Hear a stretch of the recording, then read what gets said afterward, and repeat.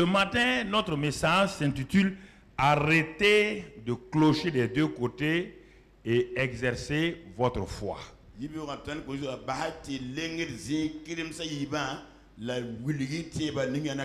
C'est un avertissement que Dieu nous donne. Arrêtez de clocher des deux côtés parce que ça ne vous fera pas avancer. Un homme qui cloche des deux côtés ne recule pas, n'avance pas. Pour avancer, il faut mettre un pied l'un devant l'autre. Et en mettant un pied l'un devant l'autre, c'est-à-dire que vous faites un combat. Chaque pied que vous soulevez pour mettre devant l'autre est un danger pour vous. Il peut avoir un caillou, il peut avoir un trou, il peut avoir un serpent, il peut avoir un scorpion, il peut avoir beaucoup de choses qui peuvent faire du mal. Un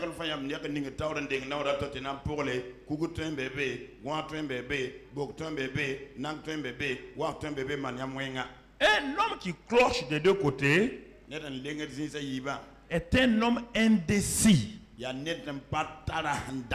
Un homme qui ne progresse pas. Et c'est pourquoi la foi là, c'est pas une affaire de niveau intellectuel. Sinon il y a longtemps, parmi le peuple de Dieu, il y a des ingénieurs, des gens forts en journalisme. Il y a toutes sortes de professeurs. Il y a des philosophes, il y a des mathématiciens. Mais quand ils deviennent chrétiens, c'est là que vous voyez qu'il n'y a aucun coefficient de relation entre leur intellect et la vie chrétienne.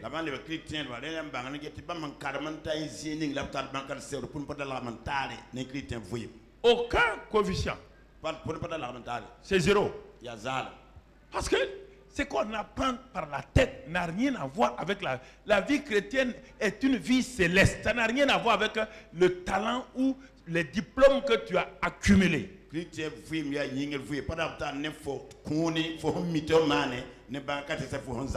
C'est un genre de vie qui ne se trouve pas sur la terre et que personne n'a vécu, qu'un seul a vécu et il a répandu par le Saint-Esprit, s'appelle Jésus-Christ de Nazareth.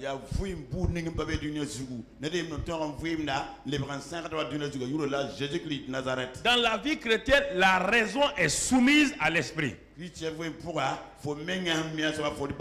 Dans la vie naturelle, la raison prime sur l'esprit. Mais quand on devient un chrétien, il faut apprendre à soumettre votre raisonnement, votre intellect et toutes ces choses-là au Saint-Esprit qui est venu vivre en vous. Et c'est en ce moment que vous commencez à découvrir qu'il y a une vie nouvelle que vous ne connaissez pas et que vous n'avez jamais expérimenté. Je suis un homme de décision, ça veut dire que si la vie chrétienne n'était pas réelle, il y a longtemps j'aurais fait autre chose. Et j'ai la capacité intellectuelle d'ouvrir n'importe quel cabinet de consultation et de faire tous les voyages et de m'enrichir des milliards. Ça, personne ne peut me le dire. Personne.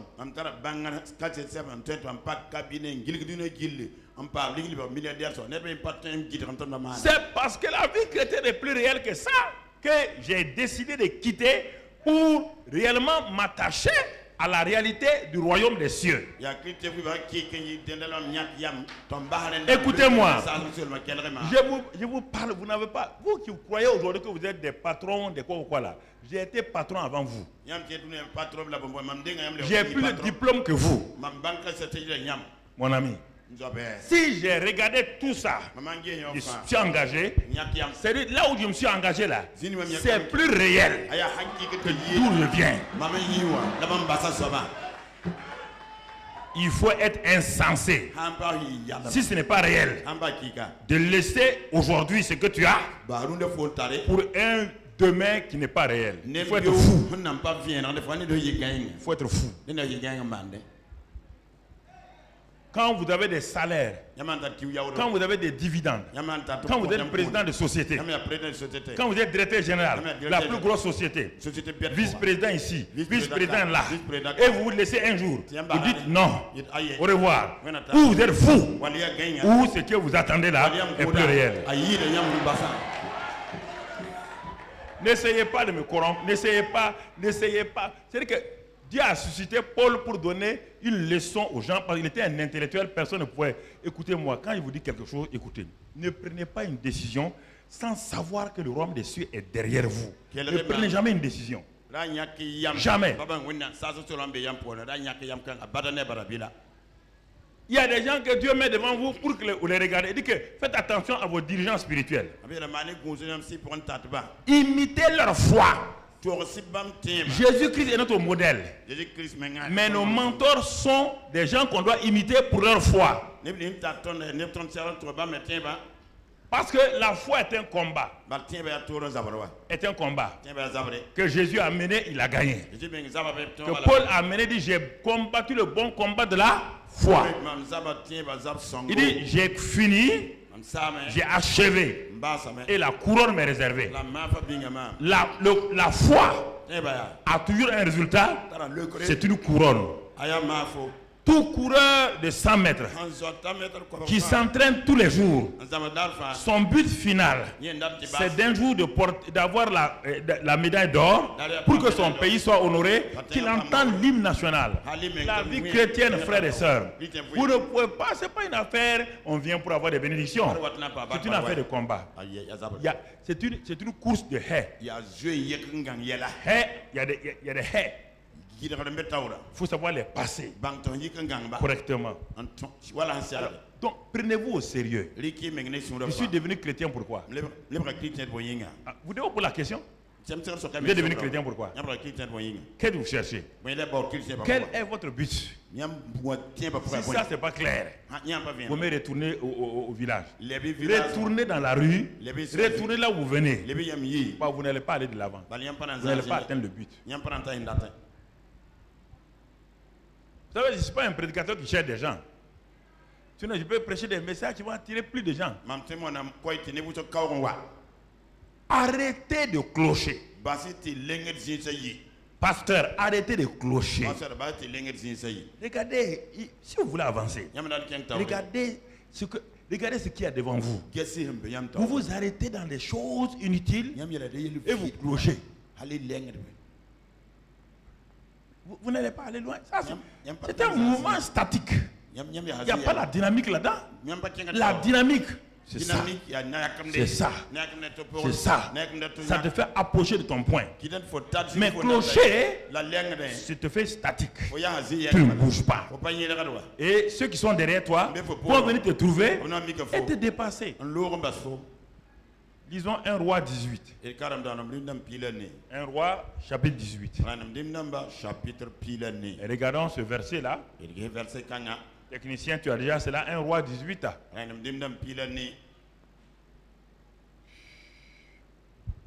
Alors Élie s'approcha de tout le peuple et dit, jusqu'à quand clocherez-vous des deux côtés? Si l'Éternel est Dieu, allez après lui. Si c'est Baal, allez après lui. Le peuple ne lui répondit rien. Quel drame. Le peuple de Dieu ne répond pas parce qu'il est dans la confusion. Il n'a pas obéi à ce que son Dieu lui a dit. Il a pris Dieu à la légère. Il a commencé à remplacer Dieu par des idoles. Les Dagons, les Baals, les Astartés. Et à force d'écouter, de faire des compromis, à force de faire du syncrétisme, le peuple est arrivé à un stade de confusion. Est-ce que l'Éternel est Dieu? Est-ce que c'est Baal qui est Dieu? Mais regardez, dans le pays, il y avait Élie qui croyait à la réalité de Dieu. Il y avait 7000 personnes qui croyaient à la réalité de Dieu, qui priaient. Mais la majorité du peuple de Dieu était dans la confusion. Je vous pose la question. Élie n'était pas un prophète, Élie était un habitant de Galate. Qu'est-ce qui a fait que Élie a été séparé, mis à part et élevé? Qu'est-ce qui a fait ça? La Bible dit que quand Akab est arrivé au pouvoir, il a amené une reine qui s'appelle Jézabel. Il a déjà commencé à affaiblir la parole de Dieu. Puisque Dieu avait déjà dit de ne pas avoir des alliances vraiment de ce genre-là avec les non-convertis. Donc, il a affaibli d'abord la parole de Dieu. Parfois, on affaiblit la parole de Dieu avec un petit acte qu'on pose et on ne sait pas qu'on est en train d'affaiblir la parole de Dieu et notre propre vie qu'on est en train d'affaiblir.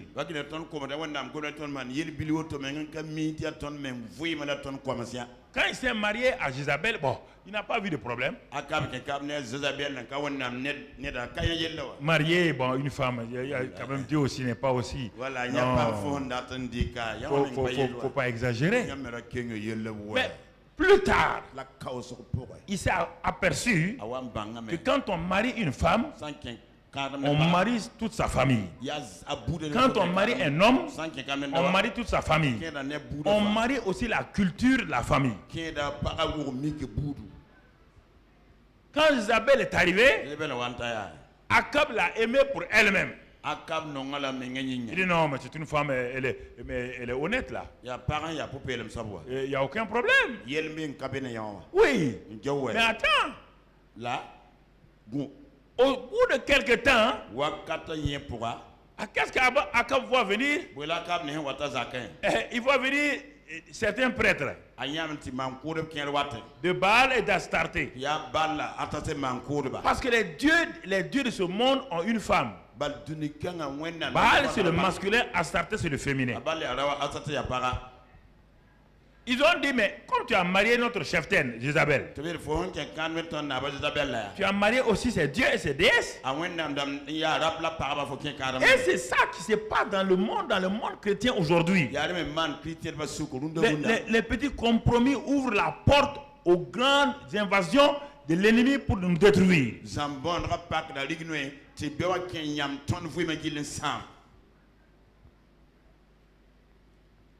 Et dans les nations, c'est comme ça. Les chrétiens, quand les problèmes arrivent maintenant, les chrétiens crient, mais pourquoi Dieu a permis ça? Dieu a permis ça, n'allez pas loin. Retournez et voyez comment l'église vivait avant ces temps difficiles-là. Regardez comment l'église de Christ vivait. L'église Israël n'a jamais eu de problème tant qu'ils ont obéi à Dieu. Jamais. Ça veut dire quoi? Ils n'étaient jamais vaincus. Quand l'ennemi les attaquait, quand ils obéissaient à Dieu, l'ennemi, Dieu était de leur côté pour vaincre leurs ennemis. Toujours. Mais chaque fois qu'ils ont désobéi, Dieu enlève son parapluie et ils sont atteints. Ils sont atteints. Ça n'a pas changé.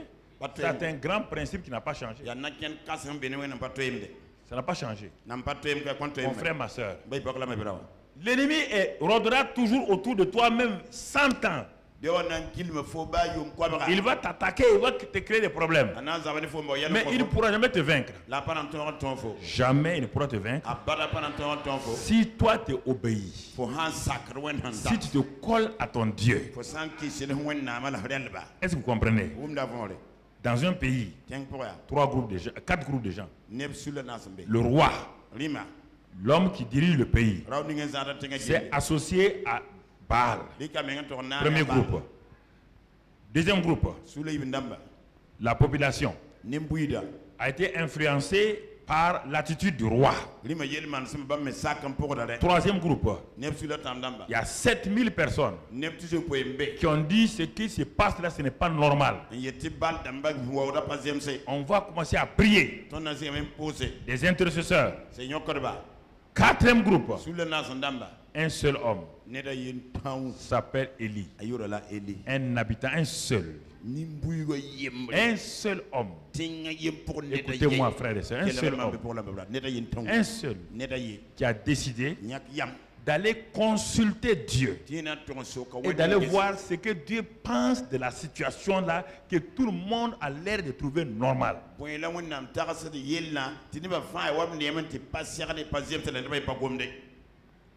Il est parti. Il s'est assis au pied du Seigneur.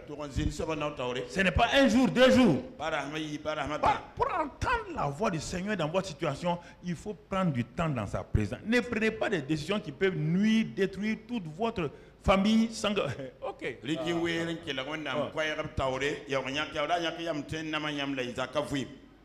Faites attention à ça. Chaque fois que vous voulez engager votre vie, votre famille et autres là, asseyez-vous bien et regardez où vous allez. Parce que les choses apparentes semblent vous donner raison. Mais, mon frère, devant ce qui est devant là, vous ne savez pas. En ce moment, ça sera trop tard. Regardez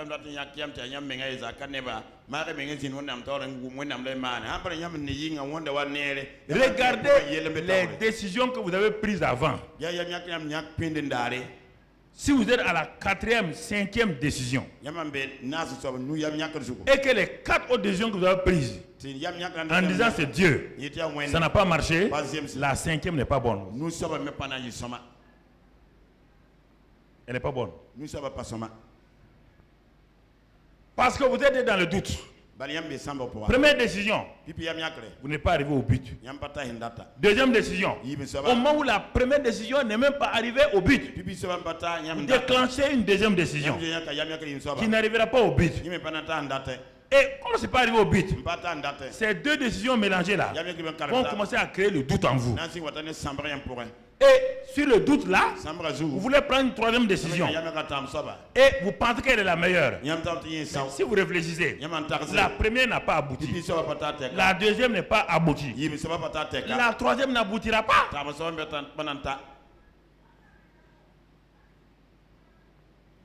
Elle n'aboutira pas. Mais puisque vous n'avez pas été capable de gérer la première décision jusqu'au bout, ou de reconnaître que vous avez fait erreur, là à la rigueur, j'ai fait erreur à la première décision, j'ai fait erreur à la deuxième décision, j'ai fait erreur à la 3e décision. Oh Seigneur, la 4e là, je vais m'attendre d'abord pour voir si tu es là ou pas. Mais beaucoup de chrétiens, regardez, vous avez fait 4 choses, ça n'a pas marché. Vous ne vous arrêtez pas. Vous voulez vous marier, premier garçon, deuxième garçon, troisième garçon, et les 4 garçons, vous avez dit que c'est Dieu. Donc arrêtez-vous. Quelque chose ne va pas. Quel est ce Dieu menteur là qui montre un premier garçon, qui vient montrer un deuxième garçon? Le premier garçon allait se marier, le deuxième allait se marier, et vous dites que c'est Dieu. Vous êtes au 3e, il allait se marier, et vous dites au 4e. Arrêtez-vous. Seigneur, est-ce que le premier là venait de toi? Quand même. Le deuxième venait de toi? Est-ce que le 3e venait de toi?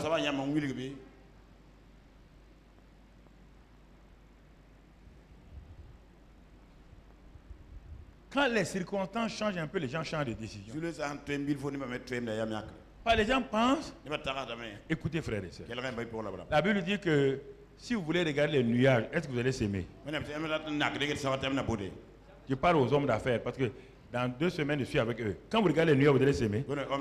La plupart des hommes d'affaires, vous qui êtes ici là, votre problème c'est ça. Quand il y a des problèmes de crise, vous oubliez d'où vous venez. Vous avez tous commencé dans les crises. Vous avez grandi dans les crises.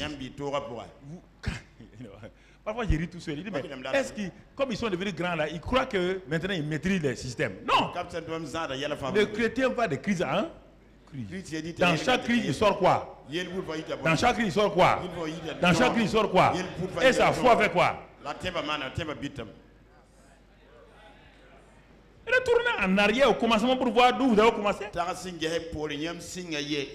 vous commencez cette affaire-là, elle n'a aucune valeur.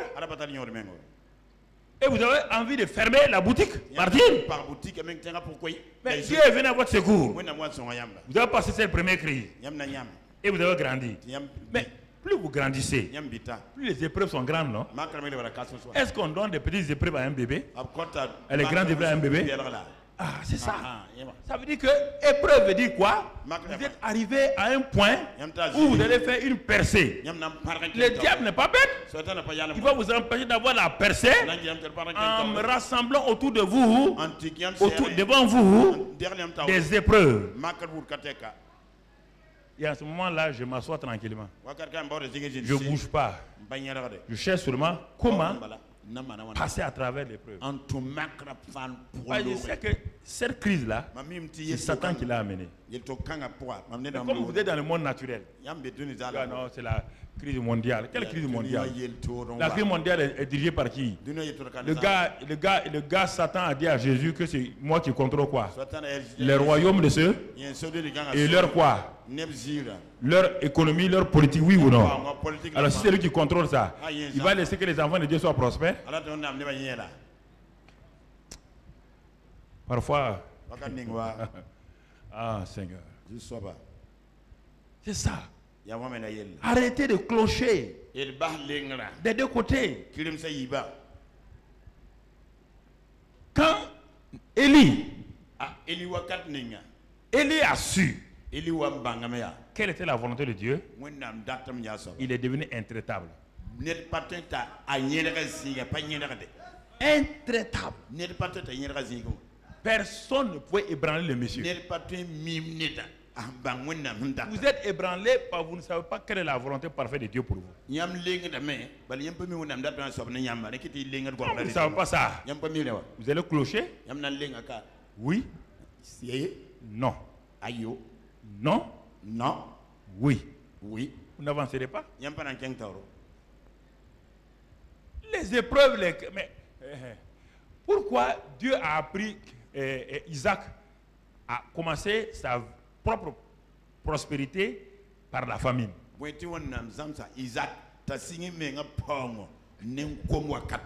Il a eu l'héritage de qui? Quand Abraham devait mourir, il a donné tous ses biens à qui? À qui? À Isaac. Donc Isaac était déjà riche, non? Oui ou non?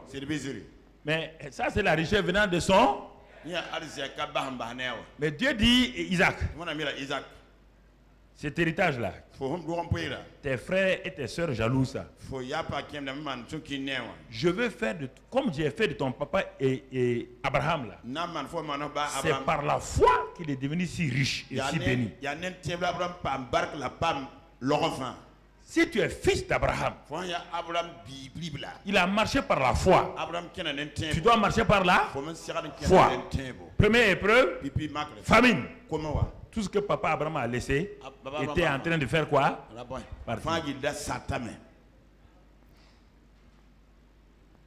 Était en train de partir. Et Isaac a peur. Il dit, je vais descendre en Égypte. Dieu dit, écoute-moi. L'Égypte, c'est l'économie du monde. Tu es le fils de la foi. La foi ne marche pas avec les principes donc, du monde.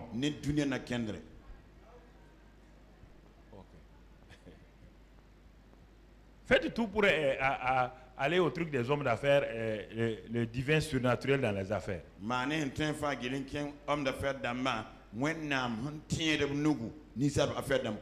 Le combat de la foi. Il dit à Isaac, ça ne marche pas.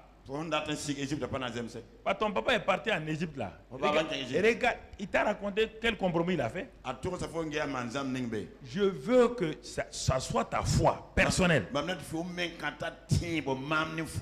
regarde pas les circonstances. Ne regarde pas la crise. Regarde à ce que je t'ai dit. Et voilà, Dieu lui a dit, tu es béni aussi. Il répète la même chose. Il dit que Isaac resta à Guérard. Il est resté à Guéra. Il est resté dans les circonstances négatives. Il est resté au milieu de la crise économique. Et c'est dans cette crise économique que Isaac a investi sa vie. Il a investi sa vie. Les affaires de ce monde, on investit les bénéfices. Mais les affaires de Dieu, on n'investit pas les bénéfices, on investit sa vie. Ce qui t'est cher, c'est ça que tu investis. L'économie de Dieu et l'économie du monde, c'est pas pareil. On investit sa vie. Et il a vu avec étonnement que cet investissement-là était le plus rentable. Parce que l'investissement de Dieu n'est suivi d'aucun chagrin. La bourse change. Il suffit qu'un président des pays occidentaux qui soit malade un peu, la bourse change. Les places financières sont ébranlées. Tout est ébranlé. Comment pouvez-vous baser votre économie, votre développement sur la vie d'un homme? Quoi qu'il soit. Alors qu'il y a le Dieu qui ne change pas. Son système économique ne change pas. Son royaume ne change pas. Vous laissez ce Dieu-là qui vous a amené depuis le commencement, qui vous a fait traverser des épreuves. Regardez Joseph. Asseyez-vous et regardez Joseph. Regardez, il arrive en Égypte en pleine crise qui va commencer. Le gars a sorti l'Égypte de la plus grande crise que le monde ait jamais vue. Ce sont les difficultés, les épreuves qui permettent à votre foi d'avancer, à vous-même d'avancer. Regarde Jacques 1, verset 5 et 8. À 8. Jacques 1, verset 5 à 8. Si quelqu'un d'entre vous manque de sagesse, ça veut dire quoi? J'ai l'Esprit Saint qui est l'esprit de sagesse. Qu'est-ce que ça veut dire ici? Mais je n'arrive pas à opérer dans la sagesse, comme dit ici. Vous avez déjà le Saint-Esprit qui est l'esprit de sagesse. Mais malgré ça, vous n'arrivez pas. Comme l'amour. L'amour est déjà répandu en vous, oui ou non? Mais c'est difficile pour vous de pratiquer l'amour. Pourtant, le Saint-Esprit d'amour est en vous. Il a mis l'amour en vous. Mais pourquoi vous n'arrivez pas? Vous ne savez pas quelle est la loi d'amour. Vous ne savez pas comment la loi de la foi fonctionne. La loi de la foi fonctionne comme la loi de l'électricité. Comme la loi de la gravité. Quand vous enlevez la loi de la gravité du monde là, si vous faites un pas comme ça là, vous ne pouvez plus revenir là où vous êtes. Vous partez loin. Il n'y a rien pour vous contrôler. C'est ça. La loi de l'électricité est comme ça. Si vous enlevez l'électricité du monde aujourd'hui, le monde retourne au temps d'Abraham. La foi est pareille pour toi, chrétien. Si tu ne prends pas ça au sérieux, tu retournes toujours comme tu étais dans le monde avant. La seule différence, tu seras appelé chrétien. Mais tu ne perds pas. Tu n'es pas vainqueur. Si on enlève l'électricité du monde aujourd'hui, il y aura les ampoules, il y a les installations, il y aura tout. Mais ça ne fonctionne pas. Si vous enlevez la foi, le christianisme ne fonctionne pas. Votre christianisme ne fonctionnera pas.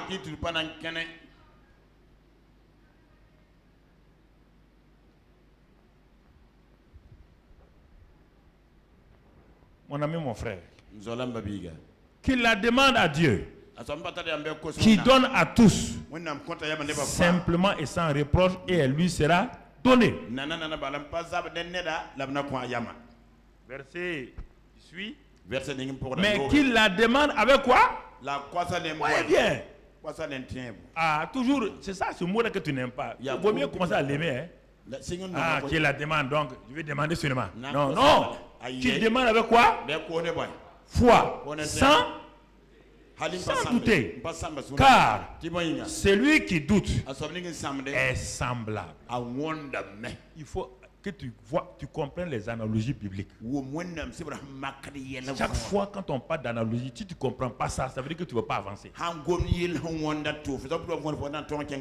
L'homme qui demande quelque chose sans foi, la foi c'est quoi? Une ferme assurance et une démonstration. Donc l'homme qui demande avec une ferme assurance et une démonstration sans douter. C'est ça. Mais car celui qui doute est semblable au flot de la mer, agité par le vent et poussé de côté et d'autres. Voyez quoi? Côté et d'autres. Clocher. Voyez encore la même pensée. Voyez la même pensée. Clocher des deux côtés. Ballotté à tout vent de doctrine. Poussé de côté et de l'autre.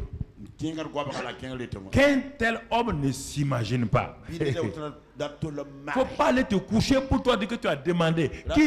Dieu t'interdit même d'imaginer le succès. Il t'interdit. Qu'un tel homme ne s'imagine pas qu'il recevra.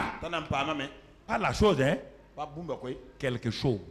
Même quelque chose là-dessus, il ne recevra pas. Et c'est ça c'est important. Alors c'est pourquoi nous allons parler des fils d'Abraham. Galates 3, 6, 7. Au lieu de te fâcher, vous me dire à Dieu, moi je suis fâché contre moi-même. Je vais maintenant comprendre. Ne te fâche pas contre les frères. Qu'est-ce que tu peux faire? Rien. Ce n'est pas la faute de tes frères et tes soeurs. C'est ta propre faute. Mon ami. Tu vas pas te fâcher, aller frapper un frère, ça te donne quoi? Rien. Galates 3, 5, 6, 6, 7 de moins.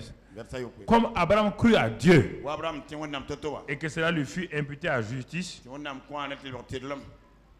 hein? Reconnaissez donc que ce sont ceux qui ont la foi qui sont fils d'Abraham. On est fils d'Abraham en montrant quoi? En montrant quoi? Bon, je te pose la question. Toi et Abraham. Abraham est burkinabé? Hein?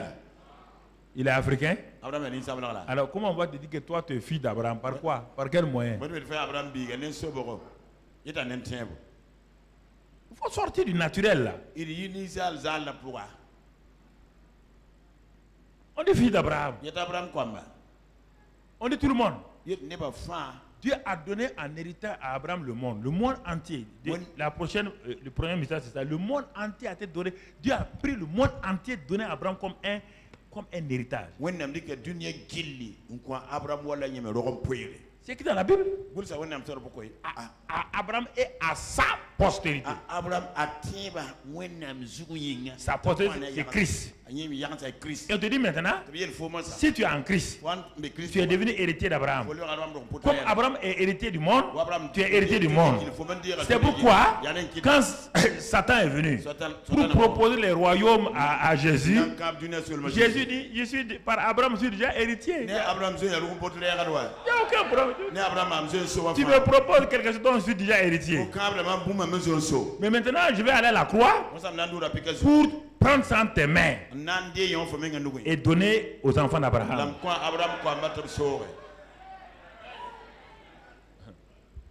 Mon ami, mon frère. 2 Corinthiens 1, 21. Toujours sur la foi. 2 Corinthiens 1, 21. Qu'est-ce que la Bible nous dit là-bas? Regardons. Et celui qui nous a fermés avec vous en Christ et qui nous a oint, c'est Dieu. Dieu nous a oint. Et nous sommes déjà oints. Nous sommes déjà bénis. Et tout ça, nous le manifestons par la foi. J'ai dit encore que la foi c'est la ferme assurance et une démonstration. C'est pas les sentiments. Non, je sens, on ne sent pas la foi. Si on sentait la foi, Shadrach, Meshach, Abednego n'allaient pas aller dans le feu là. Quand ils allaient dans le feu là, apparemment ils n'avaient pas de foi. Mais oui. Quand on les regardait, il n'y a pas de foi. Mais leur manière, leur attitude a montré qu'ils ont la foi.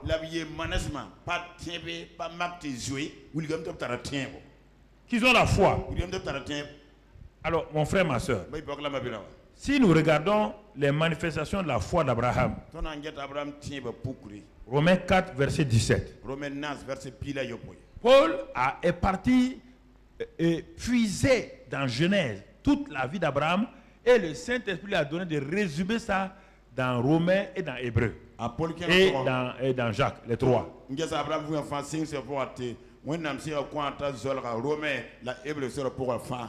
Romains 4, 17. Prenons cela. Selon qu'il est écrit, Dieu parlait, il dit à Abraham, je t'ai établi. Je t'ai établi. Vous voyez, la foi est toujours basée pas sur les promesses à venir, sur les faits de Dieu. S'il y a une promesse du futur, tu ne peux pas avoir la foi. Ça c'est quoi? Qu'est-ce qui est lié au futur, à l'avenir? Quel est le mot? Hein? L'espérance. Mais la foi est. Dieu dit à Abraham, je t'ai établi. Quand il disait ça, le nom du monsieur n'a pas changé. Il s'appelait Abraham, c'est-à-dire père potentiel.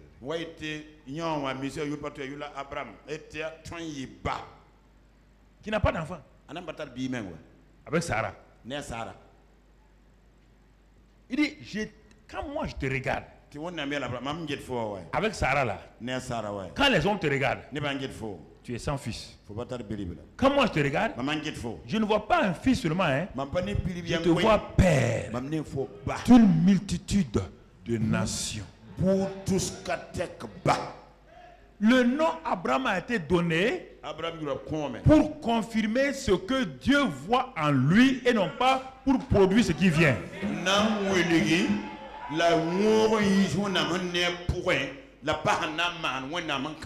Dieu n'a pas dit tu deviendras Abraham. Il dit je t'ai établi Abraham. Bon, ramène le verset, peut-être certains ne comprennent pas. Quand vous lisez en hébreu, je t'ai établi père d'un grand nombre de nations. Père d'un grand nombre de nations. Abraham veut dire quoi? Hein? Donc, père d'un grand nombre, d'une multitude. Relis le verset. Je t'ai établi quoi? Il t'est établi, non, enlève père d'un grand nombre de nations, ou bien père de multitudes. Je t'ai établi comme qui? Abraham. Abraham est une identité, c'est une identité. Tu n'es plus Abraham, je t'ai établi Abraham. Dieu vous a établi nouvelle création. Je t'ai établi père d'un grand nombre de nations. C'est pourquoi ton nom est maintenant Abraham. On n'a pas de prénom. Ton nom, ton identité. Je vois en toi, mais tes sens, tes pensées, vois un homme de 100 ans, une femme de 90 ans, sans enfant. Moi, je dis que c'est maintenant que ton futur commence.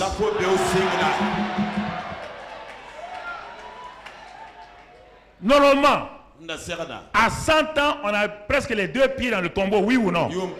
On a les deux pieds dans le tombeau. C'est à 100 ans que Dieu dit à un homme de 100 ans que maintenant son avenir commence. Vous avez quel âge? Quel âge vous avez? Vous êtes déjà amorti. C'est ça, c'est quoi ça? L'homme a 100 ans. Un homme de 80 ans appelé Moïse. 80 ans. C'est en ce moment que le type est en train de voir le jour de sa mort, quel chant on va chanter. Il regarde quel cercueil on va avoir. C'est ce jour-là que Dieu vient voir à 81. Il dit, pour ton anniversaire, je viens te dire que tu as 40 ans de ministère encore devant toi.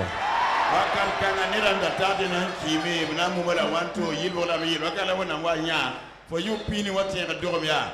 Mamna will from Tana Tumna and Confola Tumna 40 ans de ministère. You pina la Contum Toman. Abraham veut Moïse veut discuter. Il est mon ami. Pourquoi vous aimez discuter avec moi? Pas dans chaque être humain. Il y a ce qu'on appelle la connaissance du bien et du mal. Je vais m'arrêter là pour vous dire quelque chose avant de continuer. Dès qu'Abraham et Ève ont mangé l'arbre de la connaissance du bien et du mal, qui est la nature de qui? L'arbre là, c'est la nature de qui? Donc, quelle nature est rentrée en eux? Donc, tout homme qui naît sans Christ, il y a quoi? Il y a quelle nature en lui? Il est participant de la nature satanique. Les arbres ont été touchés par cette nature-là, oui ou non? Les animaux ont été touchés par cette nature, oui ou non? Les animaux ont commencé à attaquer qui? Est-ce qu'ils ont reconnu l'autorité d'Adam encore? Parce que la nature, la connaissance du bien et du mal est rentrée en lui. La nature du bien et du mal, ce n'est pas une bonne chose. C'est pourquoi quand vous faites du bien et qu'on ne vous félicite pas, vous êtes fâché. Parce que le mal là se me révèle. C'est la nature satanique. Vous croyez? Il y a un palais du bien, du bien. C'est pourquoi je ne félicite jamais quelqu'un. J'ai du courage. Je ne félicite jamais quelqu'un. Parce que tu as fait là, mon ami, on n'est pas arrivé d'abord. Mais retournons à cet arbre là. Connaissant du bien et du mal. Donc, c'est pourquoi Dieu ne pouvait plus communier avec Adam. À la nature divine étant partie, Dieu ne pouvait plus se mirer à Adam. Adam était le miroir de Dieu sur la terre. Quand Dieu venait sur la terre, il voyait son image en lui. Ce jour, quand Dieu est venu, il a regardé, il voit l'image de qui? Satan. Dieu a dit au revoir. Je m'en vais. Regarde maintenant ce Moïse là. C'est pourquoi, avant que Dieu n'utilise Moïse, il l'a amené devant le buisson ardent. Il est en train de détruire quelle nature? Il a mis le feu sur quelle nature? Le feu de la nature qui? Satanique. Ça a été une affaire d'un jour. Hein? Ça a été automatique. Dieu a continué à mettre le feu. Comme l'or brut qu'on enlève du sol. Il faut d'abord le purifier.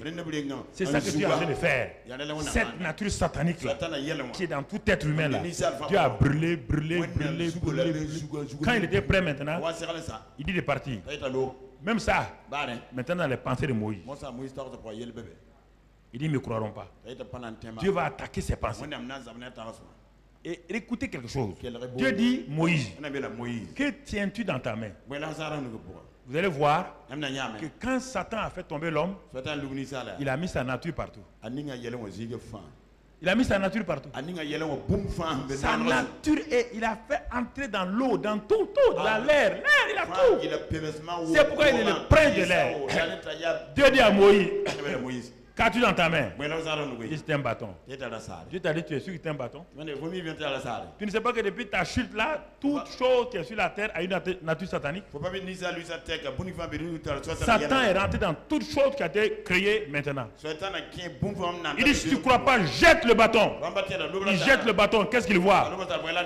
Alors, c'est réponse de quelle nature? Moïse dit, hein? Dieu dit, mais c'est normal. C'est parce que tu es tombé, et Adam est tombé. Satan a mis sa nature dans tout ce que Dieu a. C'est pourquoi il a rendu l'eau de Mara amère. Regardez, toute la Bible est remplie de ça. C'est pourquoi quand vous comptez sur le bien et le mal, quand on vous fait un peu de mal, vous êtes fâché parce qu'on ne reconnaît pas votre bien. Chaque fois qu'il y a le bien, il y a toujours quoi à côté? Alors il y a un autre arbre qu'on appelle l'arbre de quoi? De vie. Il n'y a pas de bien là-bas, il n'y a pas de mal là-bas. Tout ce que vous voulez faire là, faites-le seulement, sans peur. Si vous voulez faire le bien, qu'on vous récompense, regardez partout. Combien de gens ont fait du bien à des gens, on les a récompensés dans le mal. Levez la main. Mais vous vous fâchez. Mais on te dit qu'il y a l'arbre de la connaissance du bien et du... La plupart du temps, ceux à qui vous avez fait du bien, c'est eux qui vous récompensent très mal. Oui ou non? Ça, c'est la loi de Satan comme ça. C'est la loi de la connaissance du bien et du... Quand Jésus est venu, il a dit, je suis venu avec le bien et le mal. Il dit, je suis la vie. Je suis l'arbre de vie. C'est pourquoi, quand il vient, par la croix, il tue ta vieille nature satanique. Comme le bâton de Moïse, il extirpe la nature satanique. Et maintenant, il te prend toi-même. Il dit, tu deviens le bâton de Dieu. Je peux t'utiliser maintenant. Tu deviens le bâton de Dieu.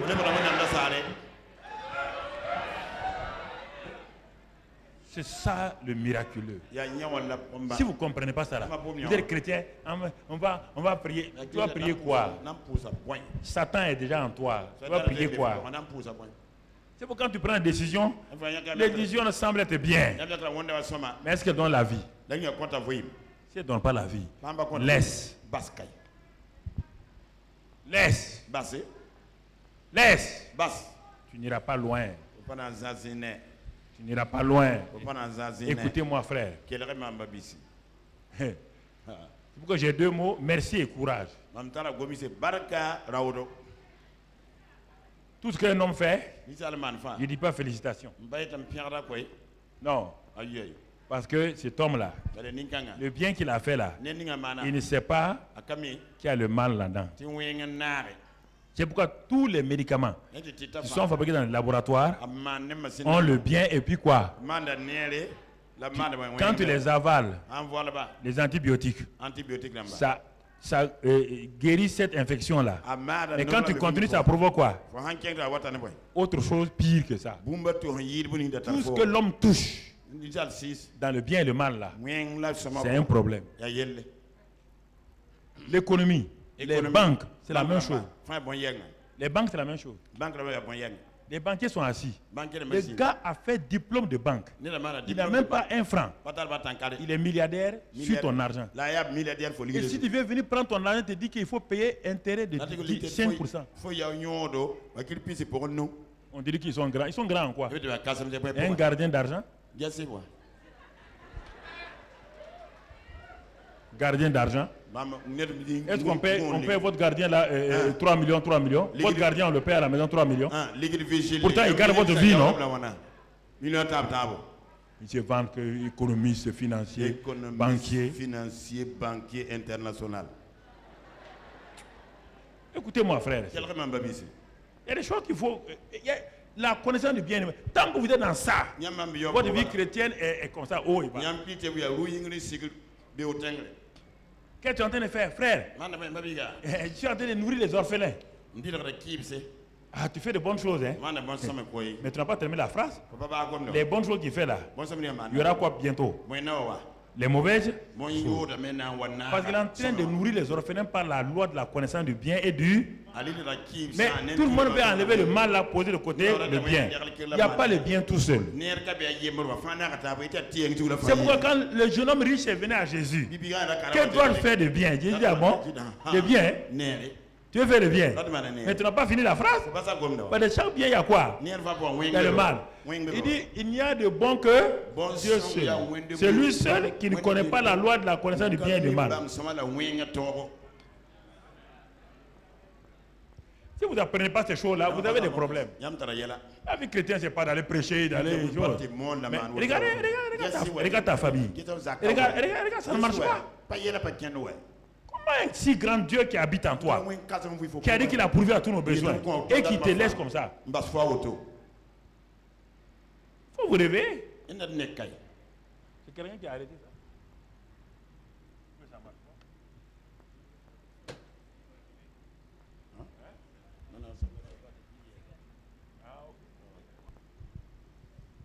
Alors, frères et sœurs, tu comprends? J'étais établi. Ça, c'est Abraham. Maintenant, les fils d'Abraham que nous sommes. Dieu dit, je t'ai crucifié avec Christ. Tu laisses ça d'abord, on va aller. Il a dit à Abraham, notre père, je t'ai établi père. À nous les fils, il dit, je t'ai crucifié, j'ai crucifié ton vieil homme avec Christ. À nous, il dit, tu es mort. Tu es libre du péché. Dieu n'a pas dit de faire un effort. De même qu'il n'a pas dit à Abraham, fais un effort pour devenir un père. Je vous pose la question, quel effort, quel est le comprimé que Abraham et Sarah pouvaient avaler pour avoir un enfant à l'âge de 100 ans et de 90 ans? Quel est le comprimé?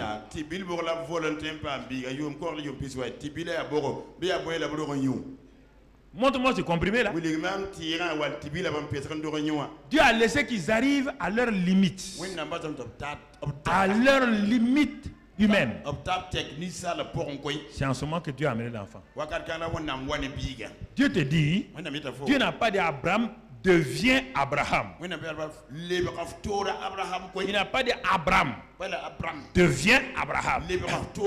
Non. Je t'ai établi. Abraham.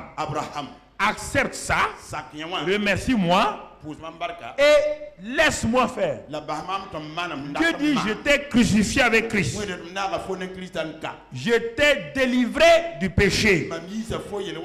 Dieu n'a pas dit d'aller jeûner et prier. Dieu te dit que celui qui est mort est libre du péché.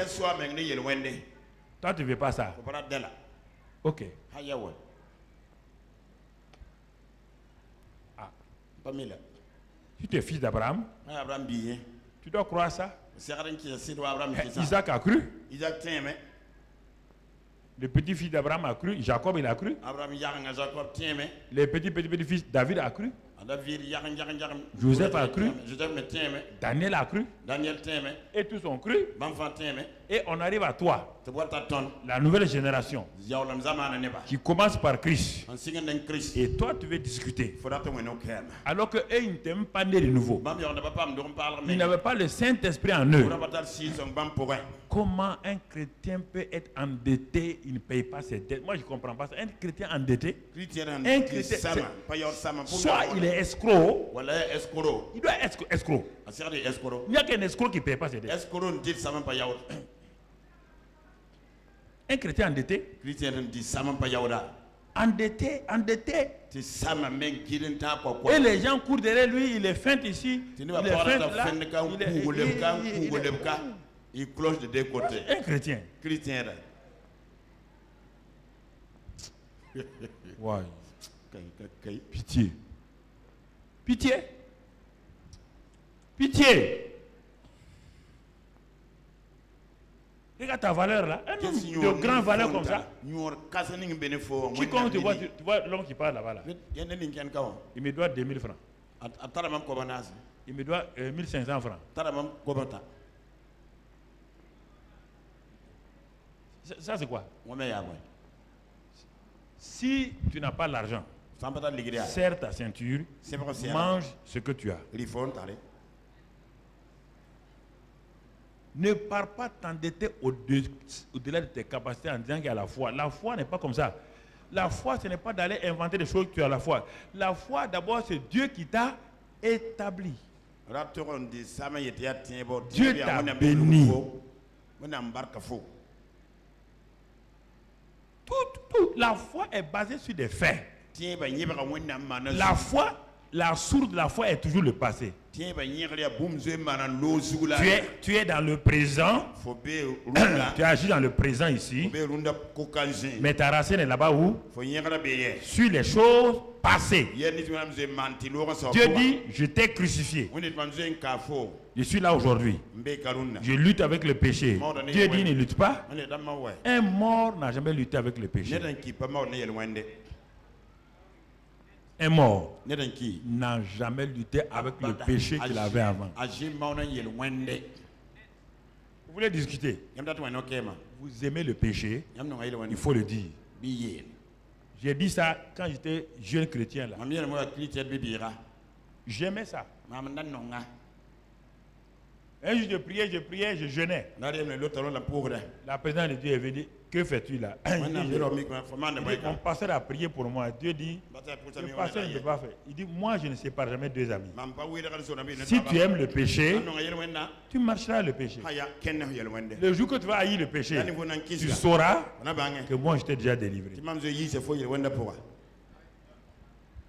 Vous ne pouvez pas dire que vous croyez, que vous avez la foi pour être béni sur le plan guérison. Vous avez la foi pour être béni sur tel tour et que vous n'avez pas de foi pour tel domaine. Ça ne marche pas. C'est la même foi là. Que celui qui a fait l'œuvre là s'appelle Jésus. Il a fait la même œuvre le même jour à la croix du Calvaire. Et il a mis à ta disposition. Tu ne peux pas dire, mon ami, que ton ami, ton meilleur ami très riche, achetait un sac de riz, un carton de sucre. Il a acheté des bouteilles d'huile, des litres d'huile. Et il a acheté même un bon lit pour toi. Il vient te donner le reçu. Il dit, quand je suis arrivé chez toi l'autre jour, j'ai vu que tu n'as pas de riz, tu n'as pas de sucre, tu n'as pas d'huile, tu n'as même pas de lit. Voici le reçu. Va dans telle boutique là. Tout est déjà payé. Va prendre. La foi est basée sur quoi? Sur ce que l'homme a déjà fait. Est-ce que c'est une promesse? C'est une promesse? Non. Il a déjà fait. Toi, tu t'en vas avec le reçu. Tu as le reçu dans ta main. Le reçu là, c'est la Bible. Écoutez-moi, frère. Il y a parfois, les gens veulent que je parle avec eux. Moi, je ne veux pas parler. Je perds mon temps. Parce que tu as le reçu. Tu as le reçu. Il s'en va dans la boutique. Il amène 3 de ses enfants. Donc ils sont 4. Il arrive. Il donne au boutiquier. Le boutiquier dit oui. Ah, c'est tel monsieur là. Oh, il est très riche. Hein? C'est votre ami? Oui. Ah, il dit vous avez un bon ami. Il m'a dit que vous viendrez. Ah, voici le riz là-bas, le sucre, l'huile et même le lit. Vous partez, vous prenez un sac de riz et vous prenez une bouteille d'huile et vous partez. Le boutiquier dit, hey, mon ami, vous allez revenir, non? Non, ça suffit comme ça. Vous partez à la maison maintenant avec le riz et l'huile et vous commencez à prier et jeûner pour le sucre et le lit. Si votre ami est au courant, est-ce qu'il va vous saluer? Il va vous saluer? C'est la même chose avec Jésus. Il a tout fini. On dit de prendre. Vous dites vous allez jeûner, prier. Prier pour prendre quoi? Vous voulez jeûner, prier pour prendre quoi? Vous n'avez pas le reçu en main? Appuyez-vous sur le reçu. Dites à... Si c'est le boutiquier qui refuse, est-ce qu'il peut refuser? Vous dites au boutiquier là, si tu joues avec moi, la police vient tout de suite. Voilà le reçu. C'est signé. Ça m'appartient. C'est dans ta boutique, mais ça, c'est toujours dans ta boutique, mais c'est pour toi, c'est pour moi. C'est ça. Je ne sais pas. Je ne sais pas qu'est-ce que vous voulez que je vous dise plus. C'est que je vous dis, si vous voulez obéir là, ça vous suffit. Même si vous voulez pas obéir, je n'ai qu'à faire tout ce que je veux, ouvrir mon cœur, vous montrer. Ça ne vous servira pas. Ça ne vous servira pas. Je vous ai béni. Je vous ai béni de toutes les bénédictions spirituelles. Mais maintenant, la foi prend les choses spirituelles et les rend matérielles. C'est la foi qui fait le transfert.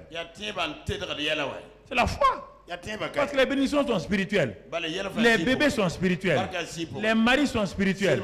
Les femmes sont spirituelles. Le travail est spirituel. Dieu t'a déjà béni.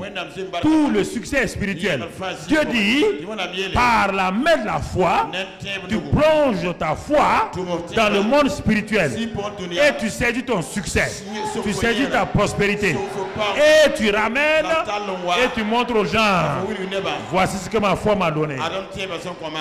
Dieu dit, je t'ai guéri. Je t'ai déjà béni.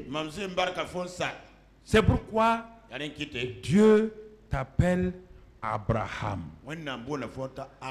Tu es de la famille d'Abraham. Tu as été établi père de la prospérité, père de la bénédiction. Abraham, ce n'est pas un prénom. Dans l'Ancien Testament, il n'y a pas de nom et de prénom. Tu as entendu, on a dit Abraham Ouedraogo. On a dit Isaac Savadogo. Non. Abraham, c'est le nom de famille. C'est pour quand Dieu parlait à Jacob, il dit ton papa Abraham. Tu es un Abraham. Je suis un Abraham. Dans mon domaine. C'est ça. Tu es le père d'une multitude de nations. Moi aussi, j'entre dans cette bénédiction-là. En Christ, je rentre dans ça. Je suis un Abraham. Je quitte la stérilité pour entrer dans la bénédiction. Je quitte mes limites pour entrer dans ma zone de prospérité. Écoute, je ne sais pas. Je ne sais pas ce que vous voulez que je vous dise. J'ai cherché un message. Je n'ai pas autre chose. Je n'ai pas autre chose. Si quelqu'un vient vous dire autre chose, c'est une mensonge. Il va vous dire quoi? Il va vous dire quoi? Qui peut venir prendre un enfant mettre dans votre ventre? Qui? C'est votre foi. Qui prend l'enfant là, qui met dans votre ventre. L'enfant Jésus, la Marie a dit quoi? Qu'il me soit fait selon ta. Les Jésus dont on parlait là, est-ce qu'il était sur la terre? Il était où? Est-ce qu'il était un homme en haut? Hein? Mais la foi de Marie, elle a tendu sa main, tendre sa main, tendre sa main, tendre sa main. Elle est partie au ciel. Elle a pris la parole qui est devenue chair en elle. Et elle a manifesté Jésus. C'est ça. Il n'y a pas de Jésus au ciel. Avant qu'il ne vienne sur la terre, on l'appelait la parole. La parole était avec Dieu. La parole était Dieu. Et on dit maintenant, la parole est devenue chair. Qui a fait ça? Le Saint-Esprit. Et qui? Marie. Et Marie. Sans la foi de Marie, il n'y aura pas de Jésus. Vous refusez ça. Vous refusez ça. Je ne sais pas ce qu'on doit vous dire. Quand Gabriel est parti chez Zacharie, qui n'a pas cru là, il a rendu muet. Dieu n'aime pas l'incrédulité. Il hait l'incrédulité. C'est-à-dire c'est dire à Dieu qu'il n'est pas vrai, il n'est pas fidèle. Qui n'est pas fidèle. Je ne suis pas crucifié. Je continue à vivre la vie que j'ai. Dieu dit mon enfant. Donc ce que j'ai fait à la croix là, c'est pas vrai. Comprenez? Comprenez? Frère, arrêtez de clocher des deux côtés et exercer votre foi. Qui a parlé à Abraham? C'est ça. Qui a parlé à Abraham? Celui qui a parlé à Abraham, là, il s'appelle Dieu. Mais quelle sorte de Dieu? Parce qu'il y a Dieu et Dieu. Le mot Dieu, ça veut dire objet d'adoration. Quelque chose qu'on adore. Mais donc, quel est le nom de ton Dieu? Quel est le nom du Dieu qui a parlé à Abraham? Tu dis que tu crois en Dieu, dis-moi le nom de ton Dieu, c'est ça le problème. Je n'ai pas dit de répéter ce qu'Abraham a dit. Montre-moi la réalité de ton Dieu avec ce qu'il a fait en toi. Comme ça, on peut lui donner le nom. C'est ça. Quel est le nom de ton Dieu? Quelles sont ses manifestations? Quel est ce Dieu-là? Comment il se manifeste?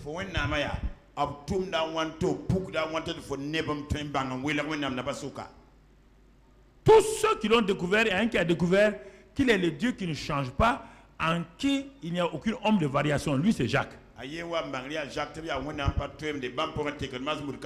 Jacques et Malachi. Jacques et Malachi, on dit le Dieu qui a dit qu'il nous a établis là est le Dieu qui ne change pas. Ça, c'est Malachi. Et Jacques répond, en lui, il n'y a aucune ombre de variation. Ça, c'est ce que Jacques et Malachi ont dit. Dis-moi, quel est le nom que tu donnes à ce Dieu-là? Jacques et Malachi l'ont dit parce qu'il y a quelque chose qu'ils ont vécu et ils ont dit, non, le gars là, il ne change pas. Il n'y a aucune ombre de variation en lui. Ça, c'est Jacques et Malachi. Mais ils ne sont pas les seuls à expérimenter. Il y a d'autres. Celui qui ne ment pas. Il ne ment pas. Il ne ment pas. Ah! Qui a osé appeler Dieu comme cela? C'est un homme qui s'appelle Balaam. Il avait la puissance. Il était un prophète. Quand il dit quelque chose, ça se passe. Pour la première fois, il dit quelque chose, ça ne se passe pas. Il s'est rendu compte que lui, il est menteur. Mais que le Dieu de ce peuple-là ne ment jamais. Il a dit à Balak, son envoyeur, il dit, ah, le Dieu qui est là, il a dit que lui l'a béni, on ne peut pas maudire. Comme il ne ment pas, vous mettez que toi et moi, on cherche autre chose. Est-ce que tu l'as découvert comme ça? Il faut que tu aies ton nom personnel vis-à-vis de Dieu. Ne prends pas ce que les gens ont vécu pour balancer, mettre sur tes voitures, dans tes maisons. Non, ça c'est eux leur... Quel est le Dieu là, tu l'as connu où? Quel est le nom que tu lui as donné?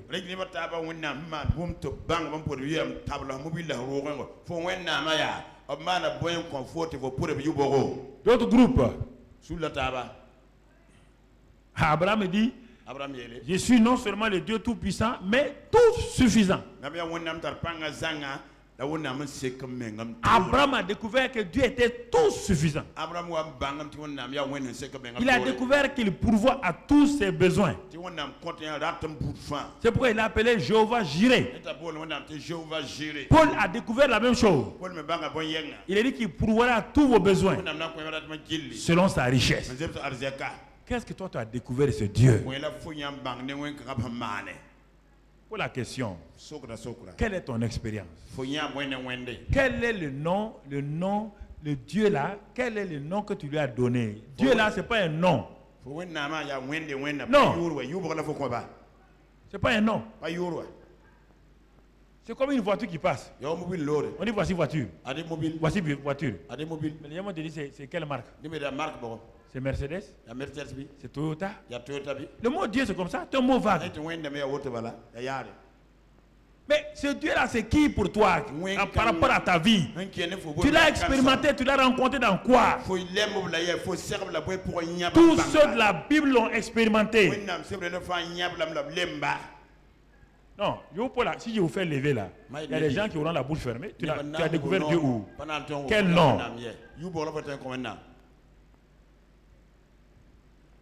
Quel nom? Il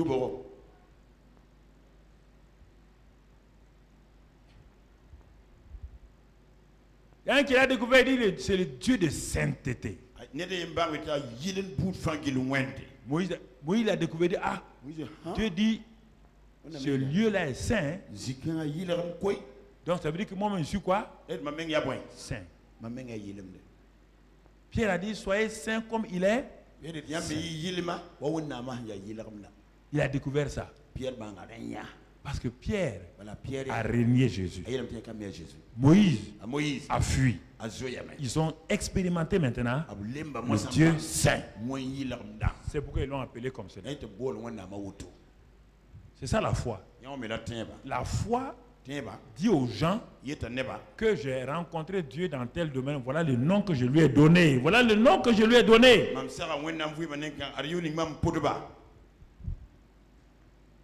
Abraham encore a découvert que le Dieu qu'il a rencontré là est le Dieu qui donne la vie. Et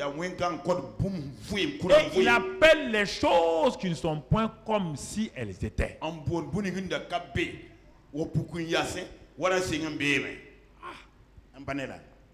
Il appelle les choses qui ne sont point comme si elles étaient. Encore, j'ai noté, quelqu'un d'autre l'a expérimenté comme le Dieu de l'espérance et le Dieu de la foi. Le Dieu de l'espérance. Un autre a vu en lui le Dieu des miracles et le Dieu à qui rien n'est impossible.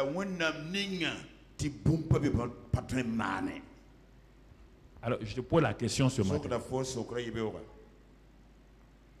En commençant cette deuxième partie de l'année, tout ce qu'on a déjà eu à enseigner, quelle a été ton expérience pendant ces 6 mois-là? Il y a plusieurs noms. Il y a Shalom, la paix. Tu n'avais pas la paix. C'est le minimum. Étant donc justifié par la résurrection de Christ, nous avons la paix avec Dieu. C'est le minimum. As-tu la paix avec Dieu? As-tu la paix de Dieu? Si tu n'as pas ça là, mon ami, où vas-tu aller? Regarde les différents noms qu'on a mis devant les portes.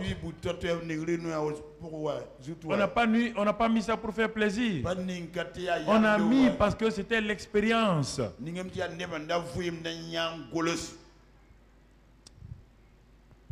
Tu dis tu pries. Tu pries quoi? Tu pries qui? Et qu'est-ce qu'il t'a donné? Quel est le nom que tu peux lui donner? Quel est le nom que toi tu peux donner à ce Dieu-là aujourd'hui? Dieu est comme un cahier des enfants où il y a un cahier des enfants où il y a beaucoup de dessins. Les mamans achètent ça et puis on donne des coloris à l'enfant. Et l'enfant qui est intelligent là, on lui donne l'image d'un homme. Et on lui donne beaucoup de crayons, de couleurs. Mais l'enfant qui est intelligent n'a jamais vu un homme vert. Il ne prendra pas le crayon de couleur vert là, mettre sur l'homme. Bien que les enfants soient enfants, ils ne feront pas ça. Il expérimente l'homme, il voit sa maman. Elle n'est pas verte. Son papa n'est pas vert. Il ne va pas mettre du vert sur la... mais un enfant désordonné met n'importe quelle couleur. Donc par là, tu sais déjà que l'enfant là, il faut commencer à corriger. Il y a la confusion en lui. Il y a plein de chrétiens avec plein de confusion.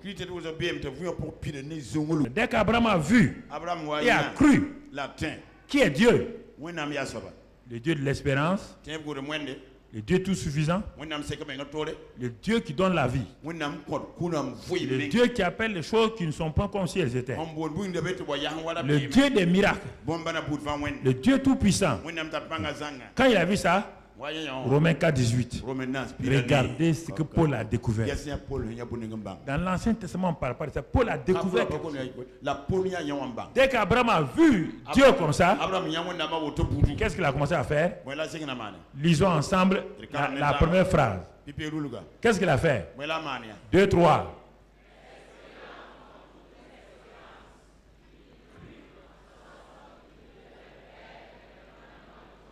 Ok, merci.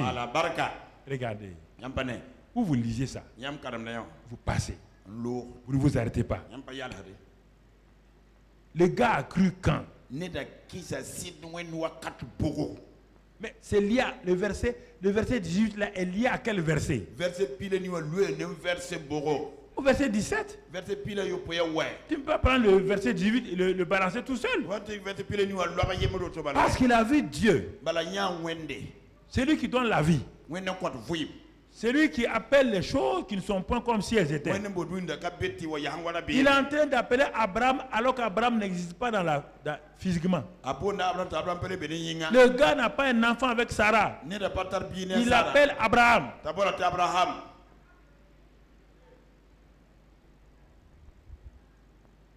Quand il a vu tout ça, il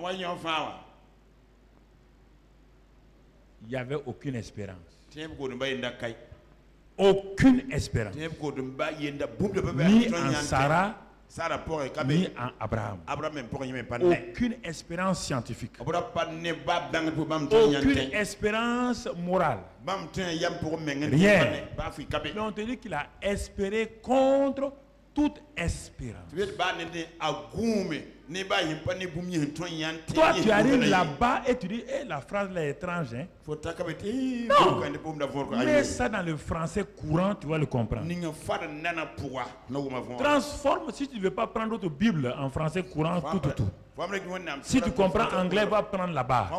Si tu comprends le grec encore, va prendre. Pas le français à résumer, c'est trop bizarre. On dit, malgré l'absence d'une espérance scientifique humaine, Abraham a espéré. D'où l'espérance d'Abraham vient. Parce qu'Abraham a cru au Dieu qui s'appelle le Dieu de... Dieu s'appelle quoi? Le Dieu de l'espérance. Quand Abraham n'a pas d'espérance scientifique, comme toi, ton utérus est enlevé, tes trompes sont bouchées, tu es en train de courir tout le temps derrière. Tu ne cours pas vers le... C'est terrible. Le Dieu qui donne la vie aux trompes, qui donne la vie tout le temps. Continue à faire les examens.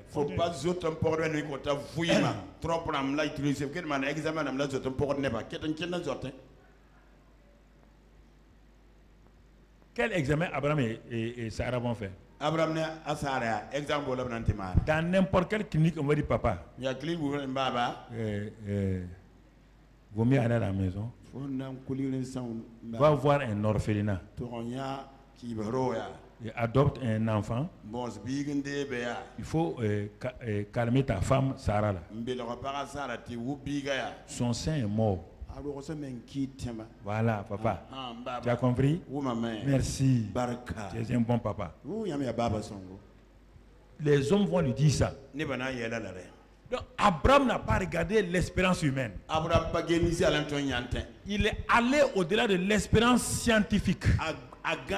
L'espérance humaine. Il a plongé sa foi au-delà.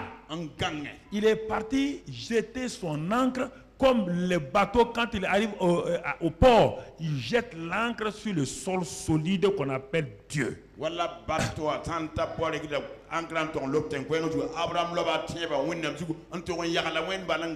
Quand il a lancé sa main de foi, il est parti attraper le Dieu de l'espérance. Et il a commencé à faire quoi? Espérer. Les gens disent il n'y a pas d'espérance. Abraham dit oui, vous avez raison. Il n'y a pas d'espérance. Mais moi j'ai attrapé le Dieu de l'espérance. J'ai attrapé le Dieu de... Il n'a pas eu raison. Pourquoi vous n'allez... C'est ce que je vous ai dit là. Tout ce qu'on vous enseigne là. C'est pourquoi presque tous les 3 mois, reprenez, je reviens sur la foi toujours. Il n'y a rien que vous pouvez avoir comme victoire. À moins que vous appuyez sur la révélation de Dieu et de ce qu'il a fait. Alors, verset 19. Quand il a commencé à espérer, et regardons le verset 19, il refusa de faiblir dans la foi. Il a refusé. Il a refusé. Pourquoi? Pourquoi il a refusé de faiblir dans la foi? Parce qu'on dit que son corps était déjà quoi? Et le sein de Sarah était quoi?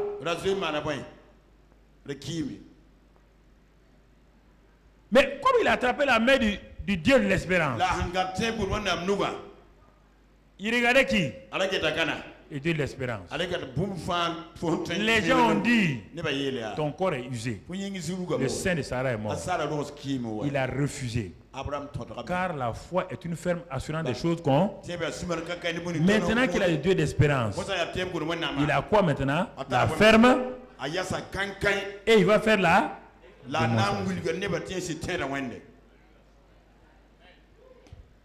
fait la démonstration.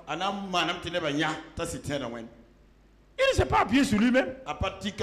Abraham n'a pas dit, non, je ne suis pas vieux. Je ne suis pas vieux. Le sein de Sarah n'est pas mort. Non, non, non. Il n'a pas nié ce qui était là. Il est allé au-delà du naturel pour saisir le Dieu du surnaturel. Et à cause de ça, quand sa foi était donc ballottée, il ne faiblit pas. Il ne faiblit pas. Il a considéré la parole de Dieu. Verset 20. Comment il a fait? Maintenant, regardons ce qu'il a fait. Il ne douta pas par incrédulité, mais il fut fortifié par la foi, donnant gloire à Dieu. Il avait sa part. Il s'est accroché au Dieu de l'espérance qui a parlé. Maintenant, qu'est-ce qu'il va faire? Il a commencé à donner gloire à Dieu. Il a commencé à parler lui-même. Vous refusez de parler. Vous voulez que quelqu'un parle pour vous. Qui était le pasteur d'Abraham? Il avait une Bible? Non. Qu'est-ce qu'il a fait? Il dit qu'il a été fortifié dans la foi en donnant gloire à Dieu. Il a commencé à donner tous les noms de Dieu, là, les noms composés. Là. Chaque fois, il remercie Dieu pour ça. Tu es le Dieu de la création. Tu es le Dieu qui donne la vie. Tu as donné la vie au sein mort de Sarah. Tu as donné la vie à tout mon corps. Tu es le Dieu tout suffisant. Il a commencé à louer Dieu. Il a commencé, vous avez la croix, ce que Dieu a fait. À la croix. Tu m'as délivré de la puissance de Satan. Tu m'as délivré de la puissance du péché. Tu m'as libéré, tu m'as transféré. Colossiens 1, 3, Colossiens 1, 12, 13, 14. Tous ces passages-là, tu m'as rendu capable d'avoir part à l'état des saints dans la lumière. Tu m'as délivré de la puissance des ténèbres. Et tu m'as transféré. Tu m'as béni de toute bénédiction. Tu m'as guéri. Il y a tout ça. Vous ne donnez pas gloire à Dieu. Vous voulez aller prier pour demander. Pourquoi vous demandez des choses qui sont déjà les vôtres? Si quelque chose est pour vous, vous dites à la personne quoi? Continuez à demander. Vous commencez à faire quoi? Remercier. Bénir la personne. Et dire rendez grâce en toutes choses, car là c'est la volonté de Dieu. Même si ça ne marche pas, continuez à rendre grâce à Dieu. Le monde naturel, le monde satanique vont vouloir vous dire que la parole de Dieu n'est pas vraie. Continuez à rendre grâce, appuyez-vous sur la parole. Remerciez le Seigneur. Même dans ça, même si vous commettez des erreurs, continuez à remercier le Seigneur. Bénissez le Seigneur. Louez le Seigneur. Mais vous faites ça 3 jours, 4 jours. 5e jour, vous changez. Que parce qu'une prophétesse vous a dit, et à ça, continuez. C'est pourquoi votre vie est comme ça. Quand je vous vois, cette semaine, hé papa, papa même. Ouais, papa.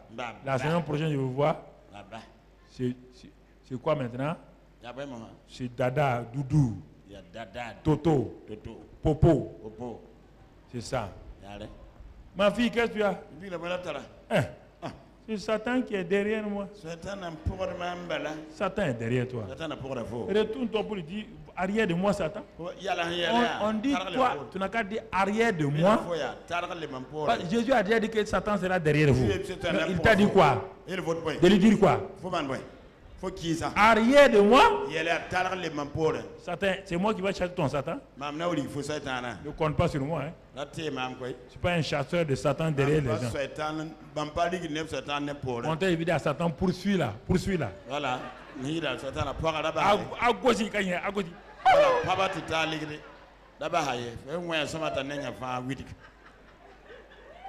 À grou, à quoi là? Voilà. Comment ça va se réveiller? Mais Ourier, c'est comme ça à l'école primaire? On frappait les petits. On frappait les petits. Les petits ont tout fait. Il n'y a rien. Un jour, le petit là s'est arrêté. Il a dit aujourd'hui, la mort, c'est la mort. Il s'est arrêté. Avant de savoir, il rentre en bas de toi. Tu te prends. Oh! Demain, quand tu viens à l'école, quand tu le vois, tu vois ici. Le petit là marche comme ça maintenant. Il marche comme ça. C'est comme ça à Satan. Alléluia. Alléluia. Attendez, ça me bondore. Et puis c'est un doigt là. Voilà, ni Kablaya. Ni Poro. Faut pas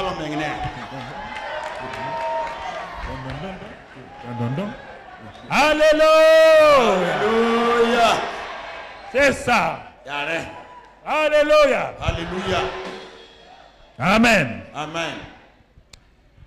Verset 21. Verset pislayé. Il était pleinement persuadé. Pleine conviction. Qu'est-ce que Dieu a dit là?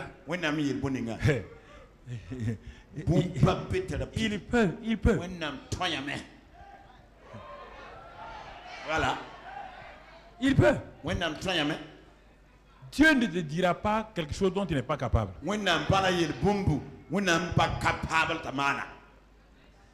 dans notre jeunesse, quand les motos ont apparu, les femmes disaient mon mari est capable.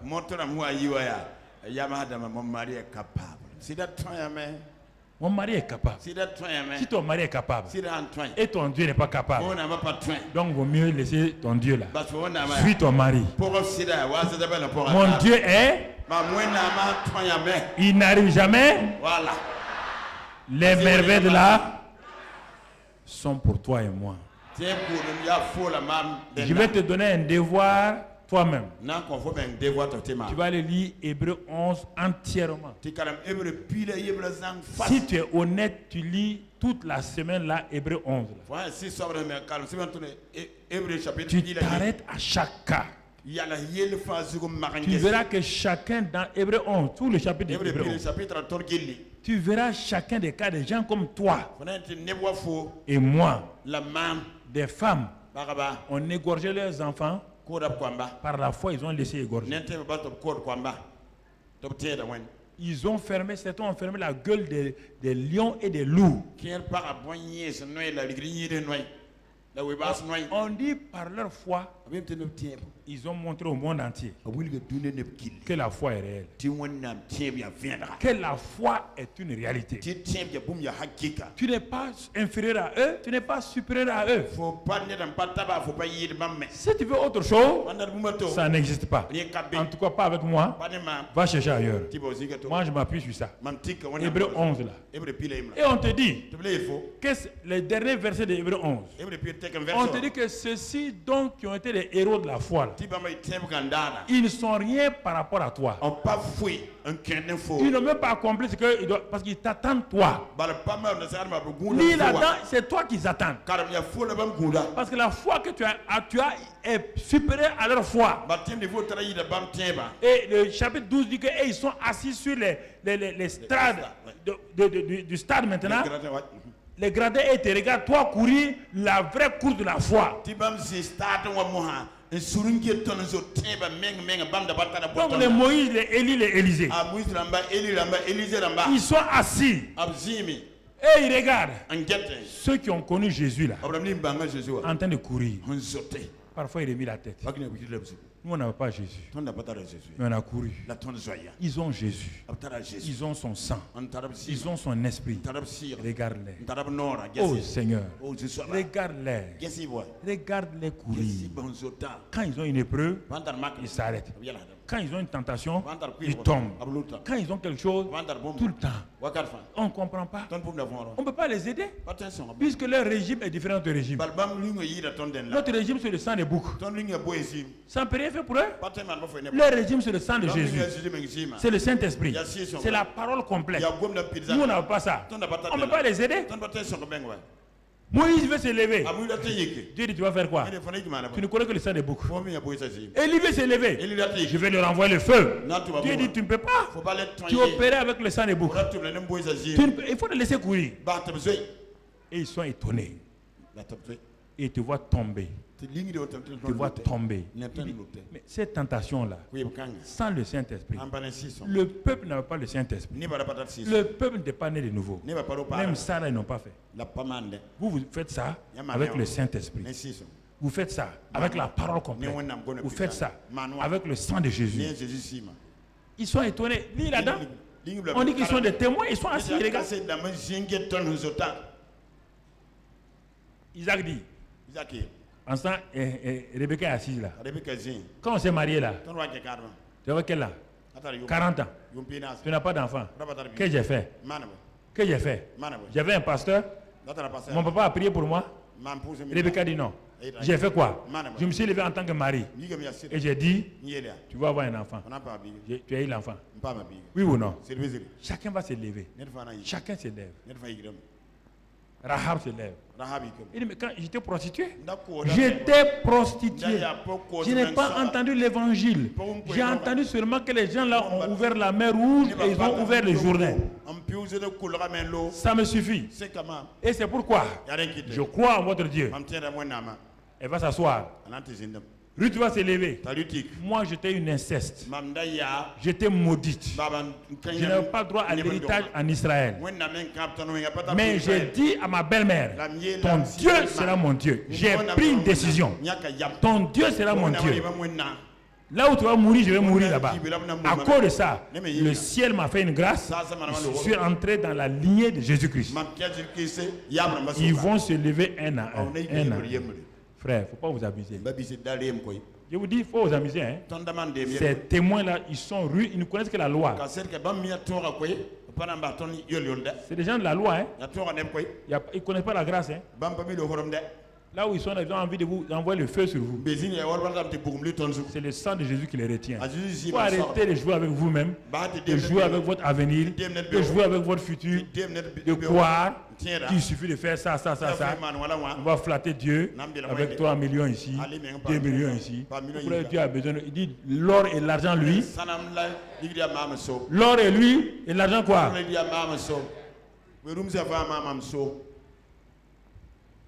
L'argent lui appartient. Réfléchissez vous-même. Arrêtez. On va s'arrêter, on va prier. Ce matin-là, réfléchis toi-même. Baisse ta tête et réfléchis. Réfléchis. Arrêtez de clocher des deux côtés. Et exercez votre foi. Arrête, mon ami, mon frère, ma soeur, de clocher des deux côtés. Et exerce la foi que tu as déjà. L'épreuve que tu traverses n'est pas quelque chose de spécial pour toi seul. Des millions d'hommes ont traversé avant toi. Lis Hébreux 11, là, tu vas voir, ils ont traversé avant toi. Ils ont vu leurs enfants sciés devant eux. Ne dis pas que toi, non, attends mon ami, ils ont fait ça sous la barre du sang des taureaux. Plaide la grâce de Dieu ce matin pour toi. Toi qui as la télévision, plaide la grâce de Dieu pour toi.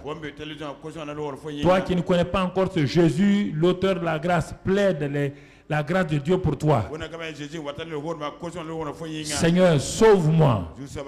Parce que tu es mort pour moi à la croix de Calvaire. Toi qui ne connais pas ce Jésus-là, c'est l'occasion qui t'est donnée ce matin. Élève ta voix avec moi et tu dis, Seigneur Jésus. Toi qui ne connais pas encore Jésus, qui n'a pas expérimenté, que tu sois ici ou à la télévision, dis, Seigneur Jésus, oh, j'ai entendu aujourd'hui ta parole. Ta parole est la vérité. Tu as tout accompli pour moi. Tu es mort et tu es ressuscité. Non seulement pour la rémission de mes péchés, mais pour ma justification. Par ton sang, tu m'as lavé. Et maintenant, je crois dans mon cœur que tu es mon sauveur. Et je confesse par ma bouche que tu es Seigneur de ma vie. Et je reçois maintenant, par la foi, la vie nouvelle, la vie divine. Je suis né de nouveau par le Saint-Esprit. Je suis un enfant de Dieu. Je commence maintenant ma course, ma marche avec toi. Merci Seigneur. Amen. Quant à toi, prie avec moi Seigneur. Quand je regarde ma vie, après tous ces messages que j'ai entendus, et la parole de Dieu qui est dans ma main, je réalise que je n'ai pas réellement cru. Car il est impossible de croire sans voir. Tu as dit que celui qui croit voit. Moi, je ne vois pas de changement notoire dans ma vie personnelle. Les mêmes difficultés, les mêmes péchés me dominent. Les mêmes mauvaises habitudes me dominent. Seigneur, je renonce à mon incrédulité. Je me tourne vers toi. Et j'accepte ta parole que par la croix de Calvaire, mon vieil homme a été crucifié, il a été enseveli avec toi, il est allé dans les enfers, mais par ta résurrection, j'ai été justifié. Et mon vieil homme est resté là-bas, dans les enfers. J'ai une nouvelle nature maintenant. Ce n'est plus moi qui vis, c'est ton Esprit Saint qui vit en moi. Je reçois ça par la foi. Seigneur, désormais je marche sur cette réalité. Je refuse, comme Abraham, de considérer mes faiblesses, mes imperfections. Je prends en considération tes perfections, ta foi, ta victoire. Je m'appuie uniquement sur ta parole. Et par cette parole, je suis plus que vainqueur. Je suis établi. Comme tu as établi mon père Abraham, moi aussi je suis établi. Comme Isaac, Jacob, les enfants naturels d'Abraham ont réussi. Moi, je suis l'enfant spirituel d'Abraham. En Christ Jésus, j'ai plus qu'Isaac et Abraham, Isaac et Jacob. Je suis supérieur à eux. Je suis né dans le royaume des cieux. Et donc, c'est pourquoi la vie divine qui est en moi n'a rien à voir avec la vie naturelle que les Abraham et les Moïse avaient. Je refuse donc de négliger Cette vie divine à moi. Désormais, je vais laisser cette vie divine là se manifester à travers moi pour aller de l'avant. Merci Père, parce que tu as fait, je le crois, j'y marche, j'ai la victoire au nom de Jésus. Amen. Acclame le Seigneur.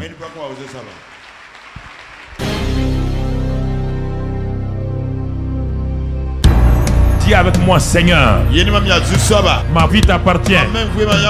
J'ai l'autorité du nom de Jésus. J'ai la puissance du Saint-Esprit. J'ai la protection du sang de Jésus. Je me mets à l'abri du Très-Haut et je rentre dans le repos du Tout-Puissant. Dieu est mon refuge et ma forteresse. Et à cause de cela, je me confie en lui et j'ai la victoire, j'ai le succès, j'ai la joie, j'ai le vrai bonheur, j'ai la paix intérieure. Je refuse toute angoisse, je refuse tout compromis au nom de Jésus. Amen. Amen.